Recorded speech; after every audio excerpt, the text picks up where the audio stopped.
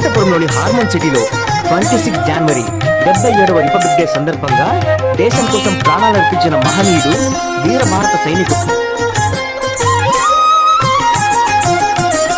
పై పై ముందట భవజలధి, పై పై ముందట భవజలధి, దాపు వెనుక చింతా జలధి, పై పై ముందట భవజలధి, దాపు వెనుక చింతా జలధి, చాపలము నడుమ సంసార జలధి, చాపలము నడుమ సంసార జలధి.